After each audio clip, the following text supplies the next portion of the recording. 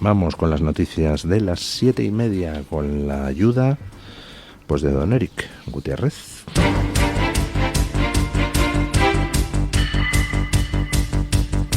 Luis del Pino es Radio Libertad. España encabeza el ranking europeo de pobreza energética. Según datos de Eurostat, en 2023 el 10,6% de la población de la Unión Europea no podía mantener su hogar lo suficientemente caliente. Este porcentaje representa un aumento de 1,3 puntos porcentuales en comparación con 2022. Los países con mayores tasas de personas incapaces de calentar adecuadamente su vivienda fueron España y Portugal, ambos con un 20,8%, seguidos de Bulgaria, un 20,7%, Lituania, un 20% y Grecia, 19,2%. En contraste, otros países europeos como Italia tienen solo un 9,5%, Francia un 12% y Alemania un 8,2% presentaron estas cifras. En el lado opuesto, Luxemburgo solo tiene un 2%, Finlandia un 2,6%, Eslovenia un 3,6%, Austria un 3,9% y Estonia un 4,1%, que son los países que registraron los índices más bajos de pobreza energética en toda la UE. ¿Se acuerdan ustedes de aquellos programas de Jordi Évole? Aquí estamos con Eulalia Rodríguez Caramillo, que no ha podido encender la calefacción este invierno porque la pobreza energética con Rajoy... Ayer, José María Figaredo comentaba los datos que acaba de publicar Eurostat. Es decir, no son datos de partido, no son datos de un medio de comunicación, son datos de la oficina de la Unión Europea encargada del tema estadístico. Una de cada cinco familias españolas no puede calentarse en invierno todo lo que necesitaría o querría. Es decir, 1 de cada 5 familias españolas está padeciendo claramente pobreza energética. Estamos al nivel de Turquía, estamos al nivel de Portugal. Somos los campeones de pobreza energética en la Unión Europea. Datos de Eurostat. Insisto, ¿podrían ustedes coger los medios de comunicación de hoy? En este programa lo estamos comentando. ¿Podrían ustedes coger los medios de comunicación a ver cuál de ellos titula España lidera el ranking de pobreza energética en Europa? ¿No es noticia? ¿Va a haber especiales de Jordi Évole sobre el tema? ¿Alguien va a hacer de esto caballo de batalla? Ayer lo hacía José María Figaredo, diputado de Vox. ¿Algún otro partido se va a sumar a la denuncia? ¿O es un dato estadístico más que vamos a dejar ahí en un cajoncito? Lo he dicho muchas veces, la batalla cultural no empieza en el comentario a las noticias. No tiene lugar en las discusiones sobre una noticia. La batalla cultural empieza en la selección de las noticias. Esto, que España lidera el ranking de pobreza energética en Europa, es noticia en este programa. Porque me da a mí la gana que lo sea. Porque considero que es importante. Porque he hecho una selección de noticias basada en lo que creo que es razonablemente importante. La progresía es experta en marcar el terreno del juego, en seleccionar las noticias que interesan a ellos y eliminar todas aquellas que no interesan. Por eso esto, que España lidera el ranking de pobreza energética, pues lo van a escuchar ustedes en este programa y no sé si a lo mejor habrá alguna otra excepción. Perdónenme los compañeros de la profesión si hay algún medio que saca la noticia, dándole un cierto relieve, porque lo tiene. O en el bando antiprogre se aprende a luchar la guerra cultural, empezando por la selección de las noticias, o siempre ganarán los que eligen el terreno del juego. Les pongo un ejemplo. En este programa pues no nos hemos hecho eco, por ejemplo, de la polémica sobre el saludo supuestamente nazi de Elon Musk en Estados Unidos. ¿Por qué? Pues muy sencillo, porque eso es basura. Nosotros sabemos que es basura, y los progres saben que es basura, pero da igual, ponen la polémica sobre la mesa, pues para que no se hable de las órdenes ejecutivas que ha firmado Trump, muchas de las cuales cuentan con apoyo ultramayoritario dentro de la población americana.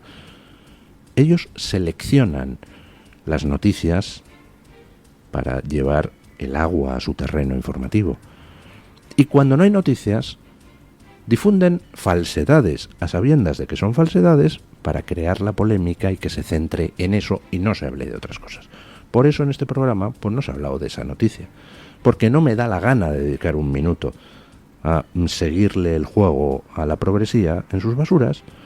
Con ese tipo de basuras lo que hay que hacer es ignorarlas y hablar de la pobreza energética. 1 de cada 5 españoles no tiene para calentarse en invierno. Y mientras tanto, Pedro Sánchez ayer, aprobando 60 millones para la OMS. ¿Hay derecho a eso? No, y digámoslo. Y aprendamos a ser un poquito inteligentes y a no entrar a los trapos de gente que difunde basura a sabiendas de que es basura. Por el amor del cielo, que algunos parecen nuevos. En fin, mientras tanto, aquí, para calentarnos no tenemos. Ahora, mafia nos sobra, escuchen. La abogada del novio de Ayuso, Lupe Sánchez, conocida como Proserpina en redes sociales, publica un comunicado de prensa en el que relata el robo que sufrió la noche del 11 de enero. Tras recibir a 2 agentes de la Guardia Civil en su domicilio, acordó formalizar la denuncia al día siguiente, destacando que el dispositivo contenía información sensible relacionada con su cliente González Amador. El 13 de enero, Sánchez notificó el robo a su cliente y colaboradores, ampliando la denuncia ese mismo día para incluir otros incidentes recientes. Por ejemplo, un allanamiento en casa del abogado Carlos Neira y el hackeo de su correo, ambos bajo investigación en Madrid. El 17 de enero supo de otro robo, esta vez en el domicilio del arquitecto que reformó la vivienda de Amador, con grabaciones de seguridad entregadas a la policía judicial. El caso dio un giro el 23 de enero, cuando Sánchez localizó su portátil en Alicante mediante una app de rastreo. Esa noche la Guardia Civil recuperó el dispositivo en Algeciras, donde 3 personas intentaban cruzar a Tánger con el material robado. Sin embargo, Sánchez aclaró que los detenidos no son responsables del allanamiento y que el resto de los dispositivos siguen desaparecidos. Bueno, Guadalupe Sánchez, la abogada del novio de Ayuso, dice más cosas en esa nota de prensa que salió ayer. Dice, por ejemplo, que están saliendo detalles a través de medios próximos al gobierno. Eso es cosecha mía, no lo dice ella, eso de que son medios próximos al gobierno. Pero ella señala, están saliendo detalles a través de, por ejemplo, el diario.es, etcétera, que no coinciden con lo que a mí me dice la Guardia Civil, y además en algunos casos se anticipan a otras cosas que sí coinciden, pero que lo sacan antes de que la propia Guardia Civil me lo haya dicho a mí. Es decir, hay gente, en este caso, filtrando a medios próximos a Sánchez. Recapitulando, entran unos tíos en casa de Guadalupe Sánchez, la abogada, roban su ordenador, dejan el del marido. Y luego se entera Guadalupe Sánchez de que han allanado también las casas del arquitecto que reformó el piso del novio de Ayuso, que han allanado el coche del novio de Ayuso.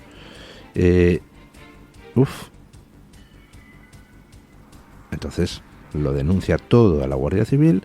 Logra instalarse una app de rastreo, localiza que su móvil está en Alicante y entonces empieza a ver que el móvil se va desplazando, va informando a la Guardia Civil, oiga, que ahora está en no sé dónde, Al final la Guardia Civil intercepta una furgoneta en Algeciras con 3 marroquíes y que llevaban diverso material informático.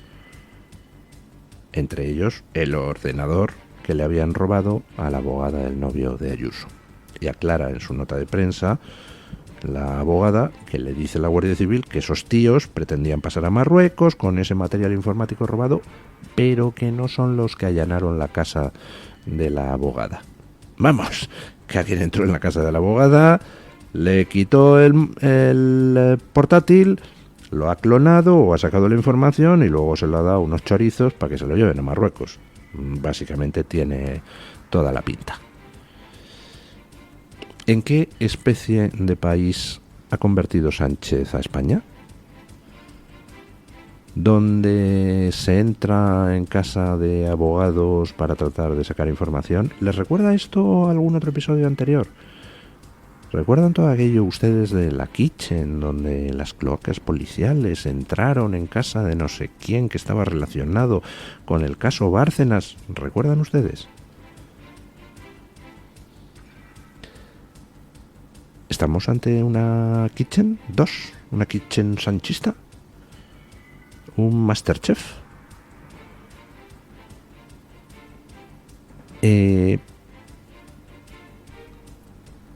La diferencia con lo de la Kitchen es que ya hemos subido un grado. Tenemos imputado al fiscal general del Estado. Vemos cómo se han intentado eliminar pruebas, por ejemplo, cambiando de terminal móvil para que no aparecieran los mensajes. Es decir, ya estamos ante una especie de Kitchen que trasciende lo que es el mundillo de la cloaca policial para abarcar a cargos políticos de altísimo nivel, aparentemente implicados en la comisión de un delito que básicamente consistiría en revelar información confidencial sobre rivales políticos de manera absolutamente ilegal. ¿Para qué se roba el ordenador de la abogada del novio de Ayuso? Pues muy sencillo, para ver datos, para encontrar algo, algún tipo de basura con la que poder chantajear a la abogada, al novio de Ayuso, a Ayuso, y tratar de que se vaya de rositas el fiscal general del Estado. Tenemos ya Sicilia en España. Todavía no ha empezado a aparecer gente con unos zapatos de hormigón en el fondo de un río, pero vamos, al paso que vamos no nos queda mucho. Como no echemos al tío que ocupa la Moncloa. Bueno, tío que ocupa la Moncloa, que ya saben ustedes que amenazó en Davos con que hay que acabar con el anonimato en las redes. Milei le ha contestado también en Davos. Por cierto, creo que a la charla de Milei había unos cuantos asistentes más que en la de Sánchez. Bueno, vamos a ver qué ha dicho Milei.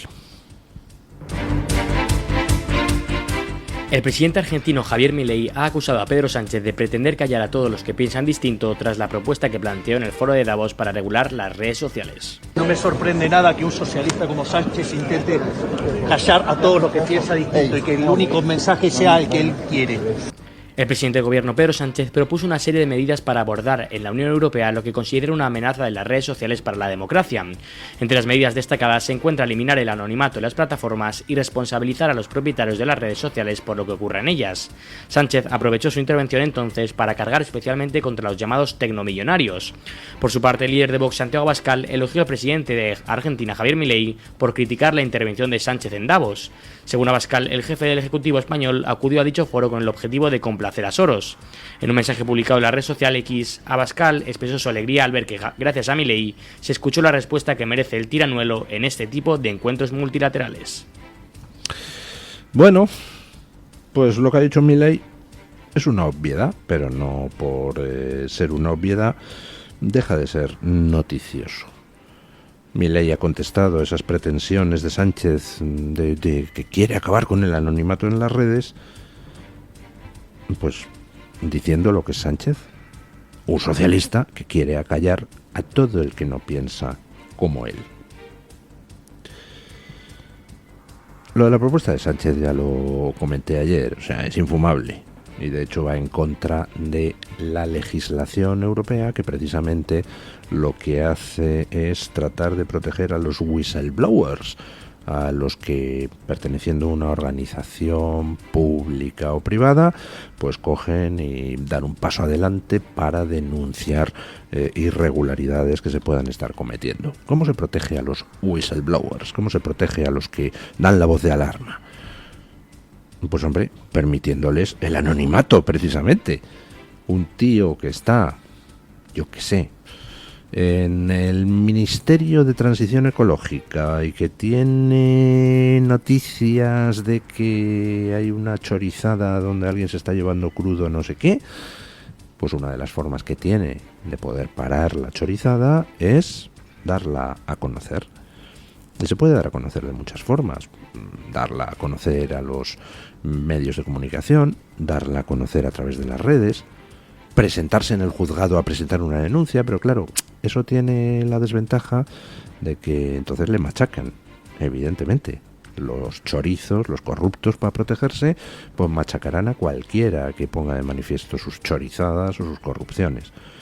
El anonimato está precisamente para evitar que los chorizos y corruptos puedan tomar represalias contra quien denuncia sus chorizadas o sus corrupciones. Piensen ustedes de las vías que les he dicho en la primera. Es decir, uno que quiere dar la voz de alarma sobre una chorizada o una corrupción, lo puede hacer en las redes. Pero lo puede hacer también acudiendo a un periodista de un medio de comunicación en secreto, ¿no? ¿Vamos a acabar también con ese anonimato? ¿O solo en las redes? ¿Y por qué con el primero no y con las redes sí? Evidentemente, el anonimato es un derecho, y es un derecho además que beneficia a la sociedad precisamente protegiendo a la gente que podría sufrir represalias. Y no hace falta que sea gente que quiere denunciar chorizadas, simplemente gente que quiere dar su opinión. Estamos viendo lo que está pasando con el intento de toma de control de la justicia por parte de Sánchez.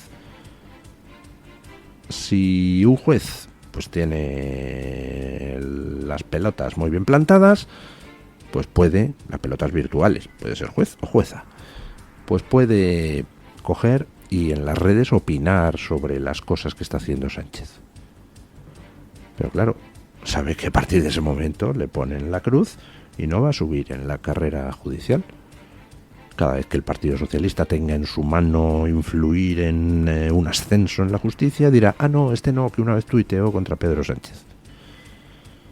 Con lo cual, hay otra opción, que un juez pues pueda intervenir en las redes para explicar lo que opina sobre un tema sin dar su nombre. ¿Cómo vamos a quitar eso? Vamos a exigirle a los jueces, no opines si no das tu nombre para que así te puedan señalar. No, el anonimato es imprescindible. Lo que no significa que haya ahí una puerta a la impunidad de los delincuentes. No, el anonimato es, en fin, un poquito relativo. Si yo ahora con un nombre supuesto en Twitter difamo a don Eric Gutiérrez puede ir al juzgado, presenta una denuncia y entonces la policía tarda 3 minutos en localizarme. O sea que el anonimato es relativo. Pero por lo menos no tienes que dar tu nombre. Por lo menos es solo la policía y la justicia la que puede acceder a tu identidad y solo en el caso de que hayas cometido un delito. Si has dado tu opinión sin cometer un delito, pues ni la policía ni la justicia van a poder averiguar tampoco tu identidad, porque estás protegido por el anonimato. Bueno, el periódico El País nos tiene acostumbrados a titulares lamentables. Recuerden ustedes, por ejemplo, aquel tras el 11 de septiembre, el mundo en vilo a la espera de la respuesta de Bush. ¿Recuerdan? El titular no era acaban los islamistas de matar a miles de americanos, sino a ver cómo responden estos americanos, que son unos brutos. Bueno, pues ayer otro titular lamentable. De verdad es que parece que hacen concursos entre la redacción del País a ver quién pare el titular más lamentable. Escuchen. La organización ACOM ha criticado duramente un titular publicado por El País sobre Eurovisión, calificando al medio como un foco inmenso de mierda. El titular en cuestión dice: Israel regresa a la polémica en Eurovisión 2025. Elige como representante a una superviviente del ataque de Hamas del 7 de octubre. Es importante destacar que el artista Yuval Rafael, una joven de 24 años, fue seleccionada como representante de Israel tras ganar el programa La Próxima Estrella, emitido por la cadena pública Cannes. Este programa es el equivalente israelí al Benidorm Fest y constituye la preselección selección oficial del país para Eurovisión. Rafael compartió su experiencia personal durante los ataques de Hamas, relatando que logró sobrevivir tras esconderse durante horas en un refugio donde solo 11 de las 40 personas presentes consiguieron salir con vida. Además, tras ser elegida, expresó su deseo de utilizar su participación en Eurovisión como una plataforma para contar al mundo la historia de su país, lo que ella vivió y lo que vivieron otros, en referencia a los atentados más graves en la historia de Israel.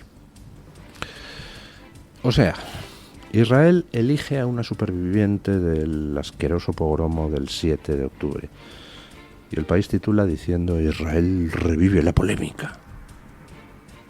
O sea, elegir a una víctima de unos terroristas asquerosos capaces de asesinar niños, violar mujeres y tomar rehenes civiles es avivar la polémica.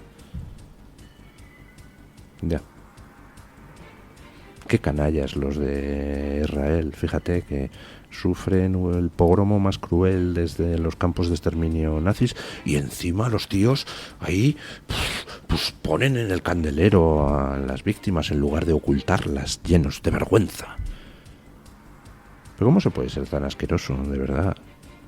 En serio, incluso con las demencias progres se puede ser progre y demente y no necesariamente caer en la más absoluta asquerosidad, creo yo. Pero debe de ser que están ya un poquito de los nervios, no sé. Bueno, como están de los nervios en Alemania, los que se han empeñado tanto tiempo en ocultar la realidad de las consecuencias de las políticas progres en materia de inmigración. Escuchen la última noticia que nos llega de Baviera en torno a ese asesinato de 2 personas, una de ellas un niño, acuchilladas a manos de un refugiado afgano. Escuchen. Las autoridades alemanas han informado que el individuo de origen afgano que el pasado miércoles asesinó con un cuchillo a un adulto y a un niño en un parque de Aschaffenburg tenía pendiente una orden de deportación, pero esta no se llevó a cabo debido a una serie de errores. El ministro del Interior de Baviera, Joachim Herrmann, detalló que el agresor había solicitado asilo en Alemania, pero su petición fue rechazada por la Oficina Federal de Migración en junio de 2023, lo que incluía una orden de deportación a Bulgaria. Sin embargo, debido a una cadena de fallos y problemas, las autoridades bávaras no notificaron la expulsión hasta el 26 de julio, apenas 6 días antes que expirara el plazo. Posteriormente, el paradero del individuo fue desconocido durante meses hasta que él mismo expresó su intención de regresar a Afganistán. Sin embargo, no pudo llevar a cabo el viaje porque no consiguió obtener los documentos necesarios del consulado. O sea, siempre falta una póliza para terminar expulsando a tíos que tienen una orden de expulsión de territorio europeo. Oiga, que resulta que tal, bueno, que le tiene orden de expulsión, pero que no le hemos localizado. Bueno, ahora le hemos localizado, pero que el tío ha recurrido. Oye, que el tío ha recurrido, ya se ha resuelto el recurso, pero que hemos ido al consulado de Afganistán a pedir los papeles y no se los dan. Que tiene una orden de expulsión, tíos. Y no se ejecutó. Y ahora ha asesinado a 2 personas acuchilladas, entre ellas a un niño.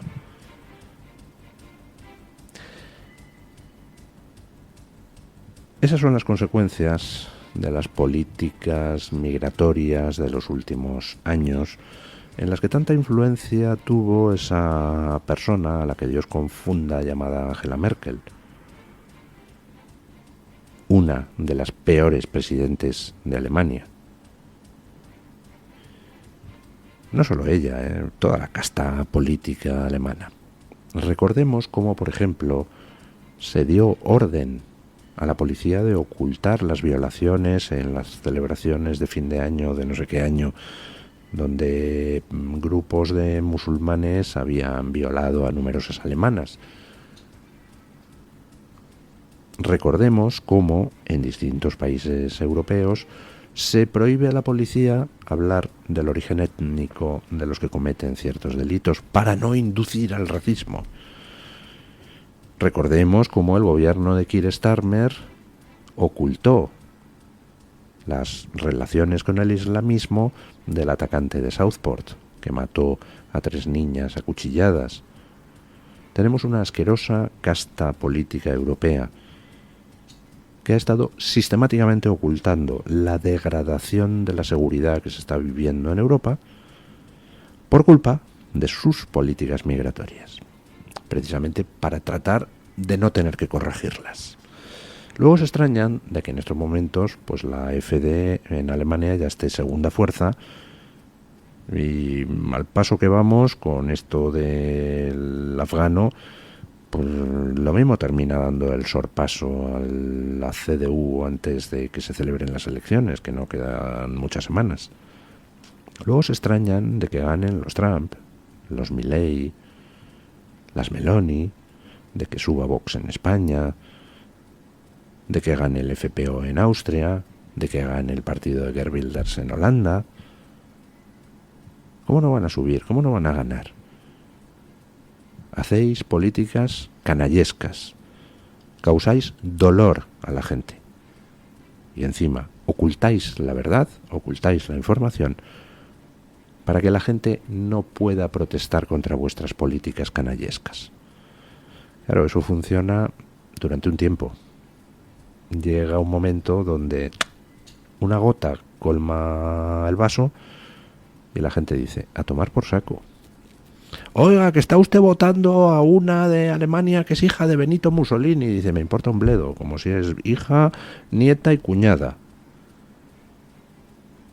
Porque siempre será mejor que vosotros, que sois canallas. Y lo demostráis día a día. Lo otro, lo de que es hija de Benito Mussolini, os lo estáis inventando, como todo lo que os inventáis.